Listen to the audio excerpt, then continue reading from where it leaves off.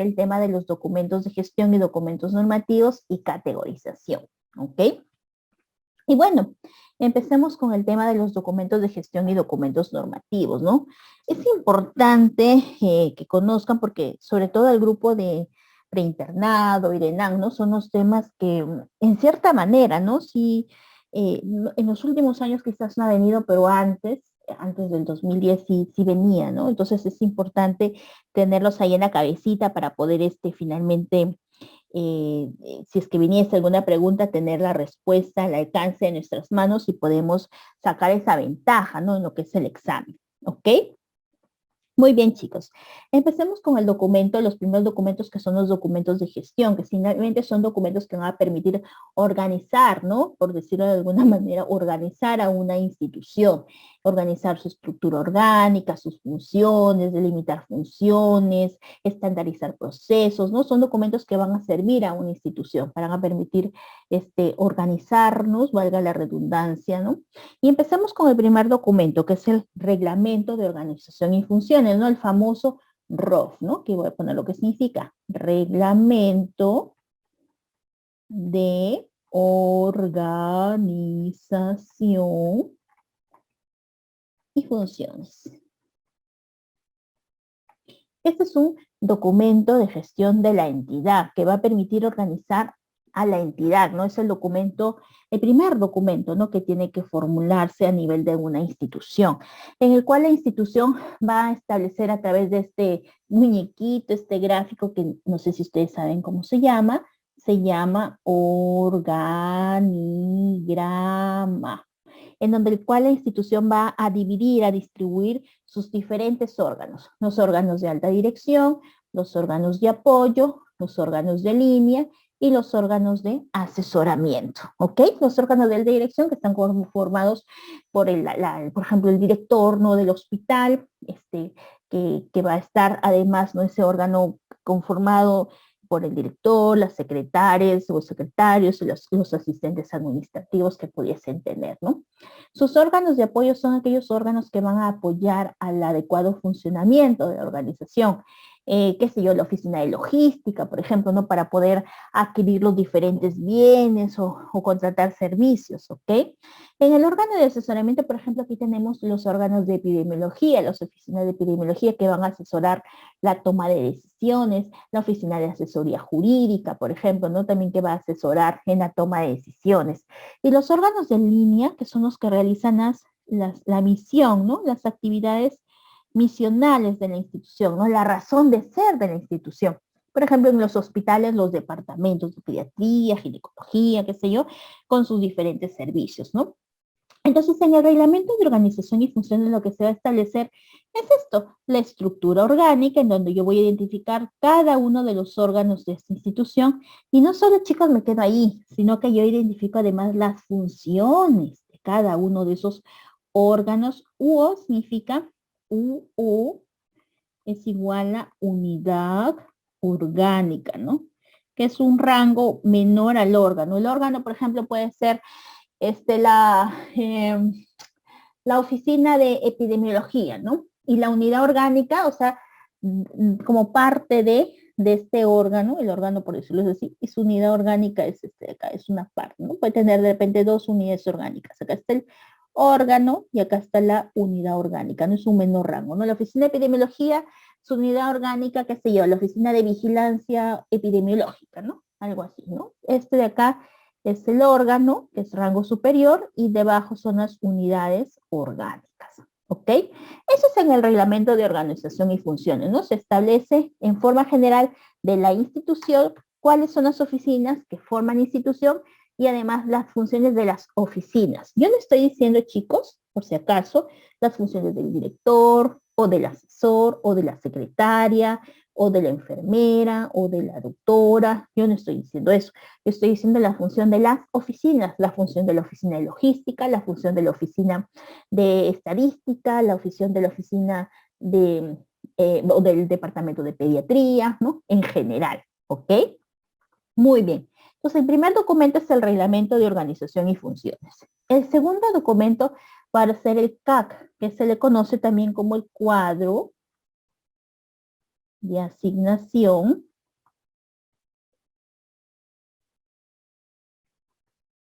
de personal. En el cual yo voy a decir, por ejemplo, de la oficina de epidemiología. Imagínense que esta era la oficina de epidemiología. Me estoy trasladando acá en el CAC. Y yo digo, muy bien, esta oficina de epidemiología para que funcione necesita el jefe de oficina, necesita un médico o un médico, necesita una enfermera o un enfermero, o dos, ¿no? Aquí pongo la cantidad de cuántos voy a necesitar, ¿no? Entonces yo digo, aquí yo voy a establecer el listado de las personas que se va a requerir por cada uno de los órganos o unidades orgánicas, por cada uno de ellos. Yo voy a decir cuántas personas se necesitan, ¿ok? Ahora, con esto de la ley Servir, por si acaso, el CAC va a migrar al cuadro de puestos de la entidad. Lo voy a poner con verde para que tenga la misma letrita. Ya, serían cuadro de puestos de la entidad. En donde yo, además de incluir el listado, voy a incluir el presupuesto. ¿Cuánto presupuesto yo voy a requerir? Por ejemplo, para el jefe de la oficina, ¿cuánto va a ganar mensual? ¿Cuánto va a ganar en el año? Para poder yo ya tener más o menos una proyección de cuánto presupuesto voy a necesitar para que esa oficina funcione, ¿no? Esa es la diferencia con el cuadro de asignación de personal, que solo me limito a listar. En el cuadro de puesto de la entidad, además de listar, yo digo el presupuesto que va a devenir en que yo pueda contar con todos estos puestos, ¿ok? Este es el segundo, que es el CAC o cuadro de puestos de entidad, ¿ok? Luego ya viene el famoso MOF, que es el que viene con más frecuencia en los exámenes, el manual de operación, el manual, aquí dice reglamento de organización y funciones, aquí es el manual de organización y funciones. En donde aquí es M de mano de obra. Aquí yo ya digo cuáles son las funciones de la mano de obra, o sea, de cada una de las personas. Por ejemplo, del médico, ¿no? Aquí yo dije, para epidemiología yo necesitaba un médico, y el médico, yo digo cuáles son sus funciones del médico, sus funciones específicas, principales, sus relaciones, ¿no? Quién es su jefe superior, aquí, y quiénes son las personas que están debajo de él, por decirlo de alguna manera, ¿no? Para que pueda supervisarlos, con quién se relaciona tanto al interior de la institución como de repente en logística, ¿no? Tiene algún relación con los proveedores, los requisitos además que tiene cada uno de ellos, ¿no? Este es el manual de organización y funciones, ¿ok? Que luego con lo que es la ley Servir va a migrar ¿a cuál? Al manual de puestos de la entidad, ¿ok? Vamos a ponerlo aquí, manual de puestos y perfiles. Ok, que es básicamente lo mismo, ¿no? Lo que veo que aquí también le agregan es, por ejemplo, la parte de la misión, ¿no? ¿Cuál es la visión de cada? ¿Por qué debe existir? ¿Cuál es la razón de ser de este puesto, que en este caso es el médico? ¿Ok? Muy bien. Ahora, chicos, lo que sí, bueno, vamos a ver lo de que una diapositiva siguiente para poder, vamos a plasmarlo para poder afianzar un poquito más, ¿ok? El cuarto documento es el manual de procesos y procedimientos, que es aquel documento en el cual se va a establecer a través de un flujograma, que es este de acá. Se establece desde el inicio, por ejemplo, el proceso de atención de un paciente en consulta externa, ¿no? Desde el que el paciente ingresa hasta que el paciente de repente ingresa, va a triaje, va a admisión, luego va a enfermería, luego lo atiende el médico, va a farmacia, y todos estos pasitos, esta secuencia, se plasman en los diferentes flujogramas y procedimientos, ¿no? Que en forma conjunta, al compilarlos, va a constituir el manual de procesos y procedimientos. El objetivo de esto es estandarizar, ¿no? ¿Por qué? Porque se supone que quien venga, si es el hijo de la República, el presidente de la República, o cualquier ser humano que venga debe recibir la misma atención, y para eso se debe establecer a través del manual de procesos y procedimientos, ¿no? Para estandarizar, y finalmente busca la equidad, ¿no? Obviamente, ¿no? Y no hayan tratos diferenciados, ¿ok?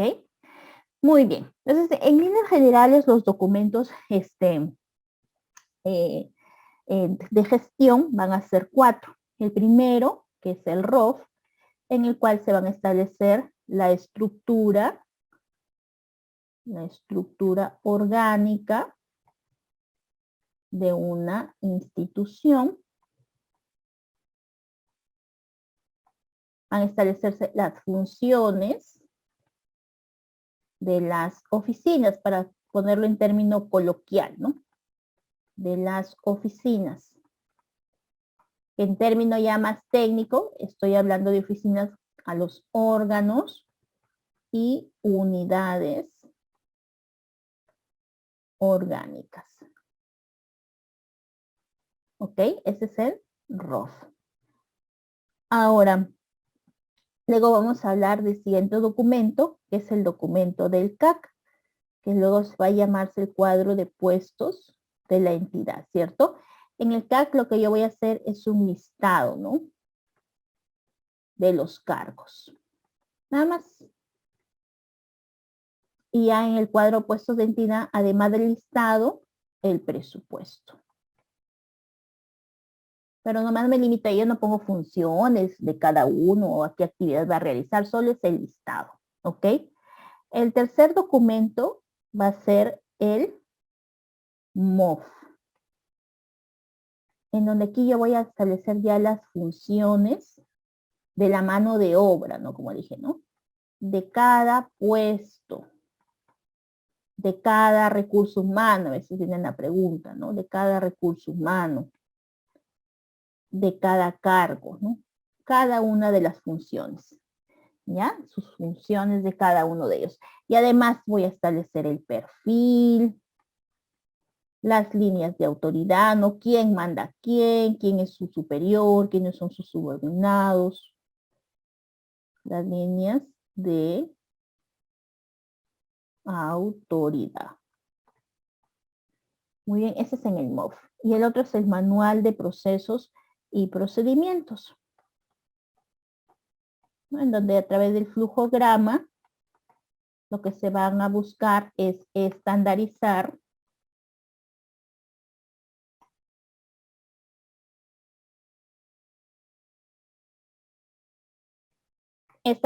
¿no? Las atenciones, las prestaciones. Entonces, estos son los 4 documentos de gestión. El que más viene, como les digo, es este. Este es el que más viene, chicos, el MOF. Vienen siempre, ¿no? Dice, por ejemplo, ¿qué documento de gestión se establece en las líneas de autoridad? En el MOF. ¿En qué documento de gestión se establecen las funciones de cada recurso humano o de cada puesto de trabajo? El MOF, ¿ok? Como digo, es M, es de mano de obra. O sea, de cada uno de los puestos, cargos, personas. ¿Ok? Muy bien. Ahora vamos a hablar sobre los documentos normativos que recientemente, como les he dicho, ha sufrido una actualización. Así yo creo, si mal no recuerdo, en el mes de julio que sufrió la actualización. De igual manera, en la página web voy a pedir que la cuelguen la actualización para que puedan revisarla con mayor detenimiento. ¿Ok? ¿Y a qué definen este documento normativo? Documento normativo es aquel documento que es aprobado por el Ministerio de Salud. Como sabemos, el Ministerio de Salud es la autoridad nacional, ¿no? En salud, la Autoridad Nacional Sanitaria. Y que va a tener por finalidad, finalmente, este documento, transmitir información estandarizada y aprobada. Y no solamente, chicos, en la parte sanitaria o asistencial, ¿no? Sino también en la parte administrativa, ¿ok? Todo relacionado al ámbito del sector salud. Ok, muy bien. Vamos a ver qué me mencionan aquí en este documento, porque en el anterior me decían solamente 3 partes del ciclo de producción normativa. Ahora en esta actualización ya me mencionan 6, por eso lo he colocado. La primera es la planificación, ¿no? Porque deberían al menos planificarse en el año cuántos documentos normativos van a salir. Obviamente hay documentos que sí van a surgir de último momento, por ejemplo, en el tema de la pandemia, ¿no? ¿Quién se iba a imaginar para planificar en el año 2020 que íbamos luego a tener que planificar o formular documentos normativos relacionados al COVID? Nadie, ¿no? Obviamente fue una emergencia sanitaria, entonces, pero fuera de eso, sí debería hacerse una planificación normativa de los diferentes problemas que atañen a nuestro país, ¿no? O actualizaciones también que puedan hacerse de documentos que de repente ya están desfasados, ¿no? Es muy importante la planificación. Luego sigue la formulación o actualización, ¿no? Hay de repente documentos de nuevo, o sea, documentos nuevos que van a salir, o de repente ya hay documentos que hay que actualizarse, ¿no? Por ejemplo, el tema, no sé, hay normativas que están desde hace ya, de referencias y contrarreferencias, creo que del 2004, ¿no? De repente eso tiene que actualizarse, toda vez que ahorita en el marco de la emergencia sanitaria los procesos han cambiado, ahora hay mucho el tema de la virtualidad, los formatos, posiblemente si es que hay que mejorarlos, el canal, el procedimiento, qué sé yo, ¿no? Es muy importante también no solamente formular documentos de nuevo, sino los que ya están ejecutándose, de repente tengan que ser actualizados, también identificar. Luego de todo el proceso de formulación, ya se pasa bueno, una vez que ya ha sido revisado por las diferentes oficinas que correspondan, que este sea aprobado, ¿ok? Esa prueba dependiendo del rango, ¿no? Puede ser con una resolución ministerial, puede ser con una resolución directoral, dependiendo del rango del documento normativo. Ya vamos a ver luego los tipos de documentos normativos, ¿ok? Luego de que esa prueba se empieza a difundir, ¿no? Se cuelga en la página web, en el peruano, ¿no? Y se difunde, ¿no? A través de las redes sociales, ahorita, por ejemplo, ¿no? Luego la implementación, que no es solamente lo difunda la red social y ya, ¿no? O en la página web, sino que tengo que hacer reuniones técnicas, por ejemplo, ¿no? Talleres, reuniones técnicas, talleres para poder yo ya concientizar a las personas involucradas si se pueda hacer, ejecutar este documento normativo y no quede solo en el papel, obviamente, ¿no? Luego ya sigue el proceso de evaluación, que el proceso de evaluación yo voy a evaluar si realmente, a medir, ¿no? Si realmente este documento normativo está surtiendo el efecto que yo deseaba, el objetivo que yo planifiqué, ¿no? Eso es a través del proceso de evaluación, ¿no? Que es muy importante, ¿no? Inclusive en los documentos normativos, algunos de ellos adquieren esas prácticas que yo creo que están bien, de colocar indicadores, ¿ah? En el documento normativo per se que se aprueba, ¿no? Se aprueban indicadores para que luego ya en el proceso de evaluación se vayan midiendo esos indicadores y veo si están cumpliendo, ¿no? El efecto deseado, ¿no? Y si no, pues algo hay que hacer, algo hay que modificar. De repente no se está implementando de forma correcta o no estuvo planteado de forma correcta, qué sé yo, ¿no? Es importante por eso la etapa de evaluación también, ¿ok?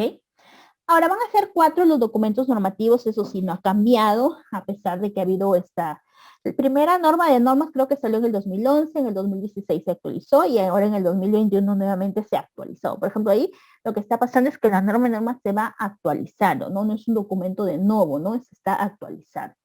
¿Y qué es? Bueno, son 4 los documentos normativos. Este es el de mayor jerarquía, la norma técnica sanitaria, ¿no? Esto es lo que tienen que saber, que es el documento normativo de mayor jerarquía.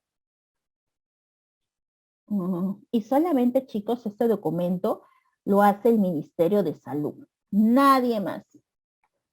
De mayor jerarquía, solo lo hace el Ministerio de Salud. Absolutamente nadie más hace ese documento normativo. Nadie más. No lo hace salud, la sanidad, la clínica, no. El único que tiene la capacidad, la potestad de ser una norma técnica de salud, que se le conoce NTS, es el Ministerio de Salud. Nadie más. Tiene su contenido es vinculante. ¿Qué significa que es vinculante? Que tiene que ser de obligatorio cumplimiento y tiene alcance nacional, ¿no? O sea, si sale alguna norma, por ejemplo, norma de normas, esta norma técnica de documentos normativos que se ha aprobado recientemente, es una norma de aplicación nacional. O sea, se va a aplicar en Piura, en Trujillo, en Puno, en todo lugar, ¿no? Tiene un alcance nacional y además se va a aplicar en la clínica X, en el hospital 2 de Mayo, en el hospital Rebagliati, en todos los hospitales, en los centros de salud. O sea, tiene una opinión vinculante y es el documento de mayor jerarquía y tiene un alcance nacional, ¿no? Independientemente de qué sector si eres salud, MINSA, sanidad, qué sé yo. ¿Ok? Muy bien. Ese es el documento normativo de mayor jerarquía. Luego sigue la directiva. La directiva es un documento que es en segundo lugar que le corresponde en rango, en el cual se van a regular, vamos a usar otro color, van a regular aspectos técnicos, ¿ok? Aspectos técnicos y operativos. Por ejemplo, por ejemplo, en la norma técnica me dan algo general, en la norma técnica de auditoría, por ejemplo, en la norma técnica de auditoría de la calidad me establecía uno de los ítems eran los tipos de auditoría y uno de los tipos de auditoría era la auditoría de casos, ¿no? Que son aquellas auditorías que surgen porque hay alguna queja de algún administrado, ¿no? Y bueno, o hay algún evento adverso, algo qué sé yo. Entonces empieza una auditoría de casos, ¿no? Para poder establecer si ha habido alguna, por decirlo de alguna manera, una línea de tiempo y establecer de repente posibles factores o circunstancias que hayan contribuido con este evento adverso, este error médico que haya podido ocurrir, ¿no? Entonces, ahí salió una directiva específica para lo que es auditoría de caso, ¿no? Por ejemplo, la norma técnica fue general, ¿no? Fue una norma de auditoría. Y en cambio la directiva ya fue de auditoría de caso, ya para regular algo específico, ¿no? Aspectos técnicos, operativos específicos. Y su formulación puede obedecer, de repente la norma técnica habla en términos generales, dice, mayor detalle se establecerá en su respectiva directiva, ¿no? Puede decir eso, ¿no? Ahora, aquí sí, de obligatorio cumplimiento se puede decir, pero es solamente para lo que es el Ministerio de Salud. Ahí es de obligatorio cumplimiento, ¿ok? Pero ya, por ejemplo, una directiva, salvo que lo diga, recién va a ser obligatorio cumplimiento en salud o en las sanidades. Si lo precisa, si lo menciona, si no lo dice, solamente se consulta para lo que es salud, sanidades o las clínicas. Generalmente las directivas es de obligatorio cumplimiento, pero para lo que es establecimientos del MINSA, nada más, ¿no? A diferencia de la norma técnica, que sí es a nivel nacional, o digo, de salud, qué sé yo, ¿no? En cambio, la directiva no. La directiva es solamente de obligatorio cumplimiento para el MINSA y para los otros puede ser de referencia, nada más, ¿ok? Y también hay directivas, por ejemplo, esta de acá, la auditoría de casos es una directiva administrativa. ¿Por qué? Vamos a poner un color negrito, creo, para que se note. La directiva puede ser una directiva administrativa, o puede ser una directiva sanitaria, ¿no? Que tiene que ver con el campo sanitario, dependiendo, ¿ok? Muy bien. El tercer documento normativo es la guía técnica, que la guía técnica también, ¿no? Podemos ver que tenemos una guía técnica administrativa o también una guía técnica sanitaria o asistencial. Esta guía técnica es el que le sigue en rango, está en tercer lugar, por decirlo de alguna manera, y este documento normativo básicamente lo que va a hacer es dar instrucciones, ¿no? Instrucciones, indicaciones, que permitan finalmente a los operadores seguir un determinado recorrido, un determinado proceso, un determinado flujo. Por ejemplo, aquí tenemos los famosos guías de práctica clínica, ¿no? Básicamente son documentos que van a permitir, ¿no? Tener recomendaciones basadas obviamente ahora en evidencia para poder desarrollar sistemáticamente un proceso de atención, de toma de decisiones, ¿ok? Entonces, básicamente, estos documentos son documentos que van a permitir orientar, ¿no? Orientar lo que es la conducta, ¿no? De cada uno, ya sea en la parte asistencial o en la parte administrativa, ¿ok? Muy bien. Ahora, esto sí, básicamente las guías técnicas es de aplicación en todas las unidades orgánicas o órganos, qué sé yo, dependencia del Ministerio de Salud, de las DIRI, de las DIRESAS, qué sé yo, ¿no? Pero de los otros establecimientos del sector salud, al igual que la directiva, no es de obligatorio cumplimiento, ¿no? Puede ser simplemente de consulta nada más, ¿ok? El cuarto documento es el documento técnico. Los documentos técnicos sí van a ser netamente, publicaciones no del ministerio que van a contener información sistematizada, ¿no? Y básicamente van a servir, estos de acá van a servir de consulta o referencia. No tienen opinión vinculante. Vinculante es que sí o sí se tiene que cumplir, ¿no? Que es como un mandato. Acá no. Acá básicamente es un documento de información, ¿no? De orientación, ¿no? En donde Por ejemplo, aquí tenemos los famosos planes, ¿no? Los famosos manuales, ¿no? Aquí en el documento técnico tenemos los manuales, tenemos los planes, ¿no? Que son documentos de consultas, doctrinas, son documentos de referencia nada más, ¿no? No son de obligatorio cumplimiento. No de obligatorio cumplimiento. Entonces, lo resaltante, chicos, aquí de este tema, yo creo que es esta, la parte de la norma técnica en salud, que es el documento vinculante de mayor jerarquía, que solo lo formula el MINSA, nadie más puede formular normas técnicas, MINSA solo lo formula, nadie más puede formular este documento, este ya es un ámbito de aplicación a nivel nacional, ¿no? Entonces es muy importante que ustedes conozcan estos 4 documentos normativos, porque sobre todo en la vida diaria, como médicos, ¿no? Van a escuchar estos temas, ¿no? Y dicen, hay que hacer una normativa, ¿qué será una directiva, una guía, ¿no? Entonces es importante que conozcan, ¿ok? Muy bien, ahora me dicen acá, documento de una institución de salud que especifican las funciones de un puesto de trabajo. Entonces, ¿qué dijimos? ¿Cuáles eran los documentos de gestión? Dijimos que eran el ROF, el CAC, el MOF, y el Manual de Procesos y Procedimientos. ¿Cuál de estos especifican las funciones de un puesto de trabajo? ¿El ROF o el MOF? ¿Cuál de estos dos? Porque es Manual de Organización y Funciones, disculpen, Reglamento de Organización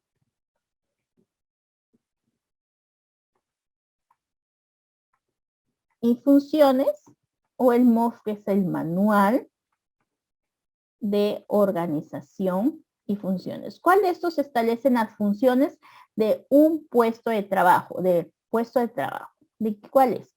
¿El ROF o el MOF? Bueno, ya habíamos dicho que el documento que establece las funciones de un puesto de trabajo, de un cargo, de la mano de obra, como habíamos dicho, es el MOF, ¿ok? El manual de organización y funciones. Esa es la pregunta que viene con más frecuencia, ¿no? Este es el documento de gestión más preguntado, el MOF, en donde se establecen las diferentes funciones de los diferentes puestos de trabajo. Las funciones del médico, de la enfermera, del director, qué sé yo, ¿ok? Ahora aquí dice, documentos de gestión que establecen las líneas de autoridad y las actividades que tiene que desarrollar cada recurso humano. Igual, ¿no? Es el MOF. El MOF se establecen las funciones de cada puesto de trabajo y además de las líneas de autoridad, ¿no? A quién supervisa y por quién es supervisado, ¿no?